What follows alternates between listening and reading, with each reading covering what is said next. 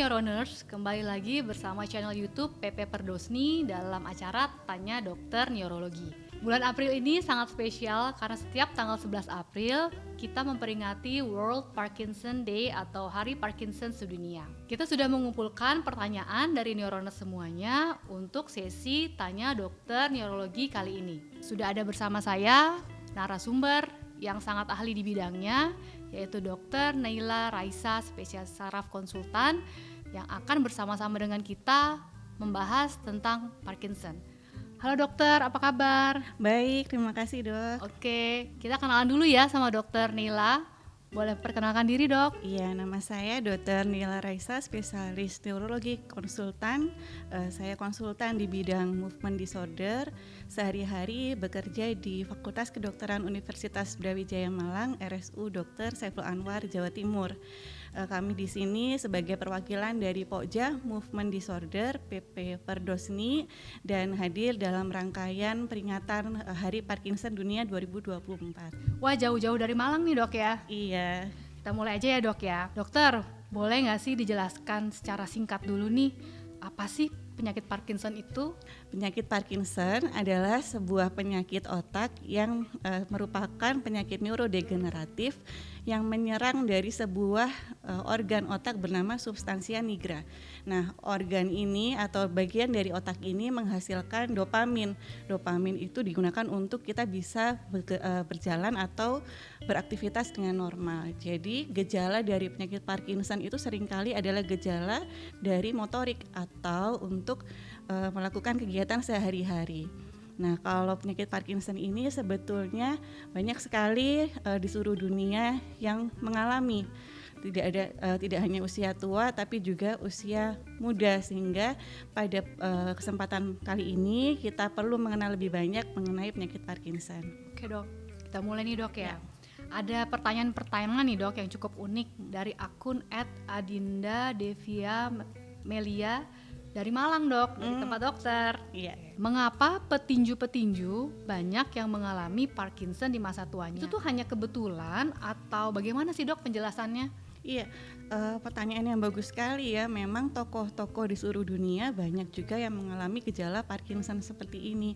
Jadi gejalanya ada tremor atau tangan bergetar, lalu kaku seluruh tubuh, kemudian kelambatan dan juga gangguan dari stabilitas untuk berjalan. Nah, ada beberapa penjelasan ilmiah kalau untuk petinju ya, karena pada saat seorang petinju itu bertarung maka akan ada cedera kepala yang bersifat repetisi atau berulang-ulang. Nah, ini ada beberapa teori memang ketika ada cedera kepala yang berulang-ulang maka bisa mengganggu struktur yang bernama substansia nigra tadi yang menghasilkan dopamin, sehingga gejalanya apabila ada kerusakan di sana akan menghasilkan gejala yang serupa dengan penyakit Parkinson. Tapi kami menyebutnya ini adalah sebuah Parkinson yang sekunder. Jadi Parkinson yang disebabkan karena trauma kepala. Seperti itu dok. Oke, jadi Parkinson itu bisa didapat ya dok ya? Bisa. Oke, iya. baik dokter. Dokter lanjut nih dok, ada pertanyaan. Pertanyaannya dari @alvariakusuma5794. Dia bertanya tentang gejala nih dok. Dia bertanya, apakah sering sakit kepala bisa menjadi gejala Parkinson dok? Untuk sakit kepala sendiri sebetulnya tidak spesifik ya dok. Kalau sakit kepala itu bisa disebabkan oleh berbagai macam hal. Pada pasien Parkinson sendiri yang sudah terdiagnosis dengan Parkinson pun bisa mengalami sakit kepala, namun secara langsung tidak berhubungan antara sakit kepala dengan penyakit Parkinsonnya, bisa menjadi dua buah penyakit yang berbeda. Namun apabila ada gejala sakit kepala yang lama, kemudian ada gejala kekakuan, tremor, nah ini harus diperiksakan lebih lanjut ya. Khawatirnya memang ada beberapa diagnosis yang bisa muncul seperti itu dok. Jadi tidak semua sakit kepala itu ke arah Parkinson ya dok? Iya. Atau tidak semua sakit kepala juga berbahaya ya dok sebetulnya ya? Ini masih berhubungan dengan gejala Parkinson nih dok. Mbak Gaby ini bertanya, gejala apa sih yang muncul pada Parkinson di stadium awal? Apa aja gejalanya gitu? Terima kasih ya Mbak Gaby. Ini memang perlu kita ketahui bersama nih, karena apa? penyakit Parkinson pada stadium awal itu gejalanya bisa nggak terlalu kelihatan loh, kita harus betul-betul perhatikan karena gejalanya bisa halus sekali, jadi tidak terdeteksi dengan mudah. Gejala yang pertama seringkali hanyalah berupa getaran pada tangan pada satu sisi saja, bisa juga diikuti dengan kelambatan gerak dari satu sisi. Jadi kalau ketika berjalan itu tangan tidak mengayun, kadang yang tahu bukan pasiennya tapi mungkin rekan kerjanya, anaknya, cucunya. Kenapa ya kok kalau jalan kok jadi ada getaran di tangannya? Itu bisa jadi gejala awal dari penyakit Parkinson. Lalu yang sering dikeluhkan juga itu ketika berjalan rasanya kaki itu lekat di tanah, jadi seperti lengket seperti itu. Nah, itu bisa menjadi gejala penyakit Parkinson. Jadi ketika kita ada gejala-gejala seperti itu yang mana nanti bisa berkembang menjadi lebih berat, maka harus diperiksakan sejak awal. Karena kalau kita ketahui sejak awal gejalanya, tata laksananya sangat banyak yang bisa dilakukan bersama-sama antara orang dengan gejala tersebut, keluarga dan juga dokter neurologi. Seperti itu, Dok. Oke. Ya. Dokter, ini bahas gejala nih ya. Tadi kan dokter sebutin ada tangan yang bergetar ya. Mungkin kita bahasanya tremor ya, Dok. Betul ya. Pas banget nih, Dok. Ini ada pertanyaan tentang tremor dari Sekara Rum Srigati dari Jember. Pada orang yang menderita Parkinson, apakah gejala tremor tersebut tuh selalu atau pasti ada, Dok? Atau bisa nggak sih Parkinson itu terjadi tanpa adanya tremor? Memang kita kalau dengar kata penyakit Parkinson gitu ya, pasti yang kita ingat pertama adalah gejala tremornya, bergetarnya. Ciri khasnya bergetarnya itu ketika tangan diletakkan di atas pangkuan. Nah, namun tidak semua orang dengan penyakit Parkinson itu akan menunjukkan gejala tremor. Ada sebagian yang justru gejalanya malah kekakuan yang paling parah, kaku, kemudian kelambatan yang sangat berat dan juga gangguan postur. Nah, itu kami sebutnya adalah penyakit Parkinson yang tipe bukan dominan tremor. Jadi sangat bisa ada penyakit Parkinson tanpa gejala tremor. Pertanyaan lanjutan masih berhubungan dengan tremor nih, Dok. Ini kayaknya banyak pertanyaan tremor nih ya. Dari akun @alesya_kana dari Balikpapan, Yok, dari jauh nih. Apakah tremor di usia muda bisa menjadi salah satu tanda atau gejala akan Parkinson nanti di usia tua? Betul, jadi kadang kita itu khawatir ya karena ada tremor-tremor yang bisa muncul di usia 20-an, 30-an.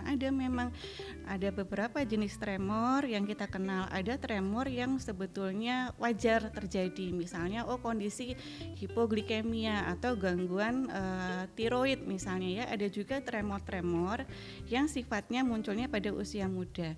Nah, tetapi tidak semua tremor itu bisa berkembang menjadi penyakit Parkinson karena banyak sekali macam-macam diagnosisnya. Namun apabila sejak muda sudah ada gejala tremor disertai kelambatan, disertai kekakuan, memang harus waspada karena ada namanya Parkinson yang onsetnya dini, onsetnya awal. Gejalanya mirip dengan Parkinson yang usia tua. Nah, tetapi tadi secara langsung tidak semua tremor itu bisa berkelanjutan menjadi penyakit Parkinson. Sebaiknya dipastikan tremor apa yang dimiliki, apa diagnosis tremornya saat ini. Pasien yang usianya kurang dari 50 tahun itu terdiagnosis penyakit Parkinson, namanya adalah Parkinson disease atau penyakit Parkinson onset dini. Jadi bisa terjadi pada usia yang lebih muda, bahkan kurang dari 40 tahun juga bisa, meskipun termasuk jarang ya. Sehingga kita perlu meningkatkan kewaspadaan, saling mengenali dari gejala-gejala penyakit Parkinson ketika fasenya masih awal seperti itu. Terus nih, Dok, kalau misalnya neurones kalian di rumah punya kerabat atau saudara yang kira-kira gejalanya kok kayak Parkinson ya, sebenarnya harus diperiksakan ke dokter apa dan pemeriksaannya tuh apa aja sih, Dok, sebetulnya? Jadi kalau misalnya teman-teman atau mungkin keluarga ada yang mengalami gejala-gejala penyakit Parkinson, yang pertama pasti ke dokter umum dulu. Nanti dokter umum akan memberikan pengantar kepada dokter spesialis neurologi, yang mana kita akan melakukan pemeriksaan terlebih dahulu. Pemeriksaan untuk memastikan apakah ini penyakit Parkinson atau mungkin penyebab yang lain dilakukan pertama dengan pemeriksaan fisik menyeluruh, pemeriksaan neurologis, kemudian Bisa juga nanti akan dilengkapi dengan foto kepala canggih seperti CT scan, MRI yang tujuannya untuk memastikan apakah ada penyebab-penyebab lain yang bisa menyebabkan gejala yang serupa. Jika nih dok ya sudah terdiagnosis nih, misalnya ada kerabatnya neuroners yang terkena Parkinson, sebetulnya pengobatannya seperti apa dok? Dan bisa sembuh atau enggak sih? Sayang sekali memang sampai sekarang pengobatan yang menyembuhkan itu masih belum ada dok. Tetapi banyak sekali yang bisa kita lakukan untuk membantu dari pasien untuk bisa beraktivitas sehari-hari dengan baik ya. Ada obat-obatan minum, kemudian ada juga terapi fisik, ada terapi bicara, terapi okupasi untuk membantu orang dengan Parkinson itu supaya bisa bekerja kembali. Kemudian juga ada beberapa indikasi yang bisa untuk terapi operatif. Nah, di sini banyak exercise yang bisa dilakukan, Dok. Jadi banyak sekali tips-tips yang bisa dibagi oleh dokter neurologi kepada pasien dengan penyakit Parkinson.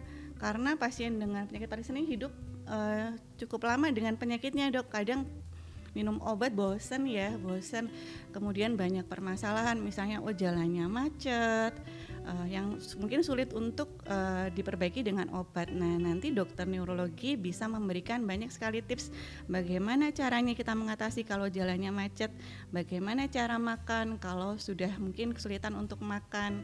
Jadi tips-tips itu bisa sangat berharga untuk pasien dengan penyakit Parkinson. Nah, tadi kan dokter Nila sebutkan kalau Parkinson ini sebenarnya tidak bisa benar-benar sembuh ya dok ya. Ada nggak sih dok caranya untuk mencegah penyakit Parkinson, itu yang pertama. Lalu ada nggak sih caranya untuk mencegah perburukan kondisi yang cepat seperti itu? Apakah ada gaya hidup tertentu yang bisa dilakukan oleh neuroners sekalian supaya kita nggak kena Parkinson, seperti itu dok? Iya, jadi untuk neuroners kita memang harus memulai gaya hidup sehat. Sebetulnya tidak ada satu trik khusus untuk mencegah dari penyakit Parkinson ini, namun ada beberapa literatur yang bisa kita pakai sebagai panduan. Yang pertama, neuroners harus mulai hidup sehat dengan meningkatkan aktivitas fisik. Jadi dengan meningkatkan aktivitas fisik itu fungsi motorik kita akan tetap terjaga. Nah, sehingga tidak mudah mengalami gejala-gejala seperti penyakit Parkinson. Kemudian yang kedua, diet seimbang, kemudian makan banyak buah, banyak sayur, kemudian ikan-ikanan. Nah, itu sangat baik untuk fungsi otak. Kemudian juga menghindari dari paparan zat toksin. Jadi zat toksik yang dimaksud di sini adalah pestisida atau herbisida. Neuroners harus lebih banyak menghindari ke depannya. Untuk pasien dengan penyakit Parkinson supaya tidak mengalami perburukan gejala yang terlalu cepat, maka upaya yang bisa dilakukan adalah dengan konsumsi obat-obatan sesuai saran dari dokter neurologi secara teratur, kemudian dengan diet sehat dan juga selalu beraktivitas fisik. Jadi gerakan di sini sangat merupakan kunci yang sangat kuat untuk pasien-pasien dengan Parkinson. Dengan bergerak, maka kekakuan di dalam tubuh itu juga akan berkurang sedikit demi sedikit. Dan yang penting juga adalah dengan menjaga kesehatan mental dengan cara bisa dengan meditasi, bisa dengan yoga. Jadi kita menjaga kesehatan mental dengan berpikir positif, itu akan sangat membantu untuk memperbaiki gejala-gejala yang muncul pada pasien dengan penyakit Parkinson. Oke, terima kasih dokter, lengkap banget. Oke, terakhir ya dok. Dari dokter Nila sendiri ada nggak sih dok pesan-pesan nih untuk neuroners kalian di rumah yang berhubungan dengan Parkinson? Jadi pesan saya untuk neuroners, tadi ada sedikit mitos ya yang harus kita luruskan. Dulu mitosnya adalah penyakit Parkinson ini hanya bisa terjadi pada usia tua. Ternyata usia di bawah 50 atau di bawah 40 tahun bisa loh terkena penyakit Parkinson. Kita harus bisa menjaga diri supaya pencegahan terhadap penyakit Parkinson ini bisa dilakukan. Namun apabila sudah mulai muncul gejala, maka pengenalan sekitar oleh keluarga, oleh teman-teman, adanya gejala awal dari penyakit Parkinson ini sangat membantu untuk terdiagnosis lebih awal. Apabila terdiagnosis lebih awal, maka banyak sekali langkah yang bisa kita kerjakan bersama-sama. Nah, sedangkan untuk teman-teman atau pasien-pasien dengan penyakit Parkinson, mungkin di sini saya ada buku.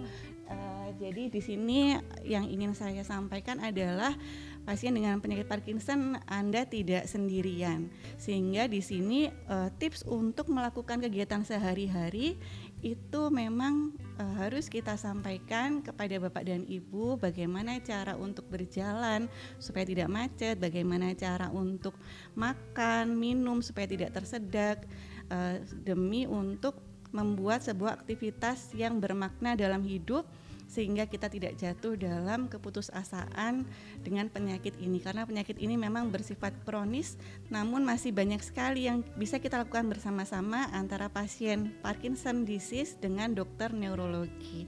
Mungkin itu yang bisa saya sampaikan, Dok. Terima kasih dokter. Sama seperti penyakit lainnya, Parkinson itu kalau bisa dideteksi lebih dini, pasti tata laksananya lebih mudah untuk kami dokter spesialis neurologi. Sebelum selesai nih dok, saya mau mengucapkan terima kasih banyak atas kehadiran dokter Nila sebagai narasumber.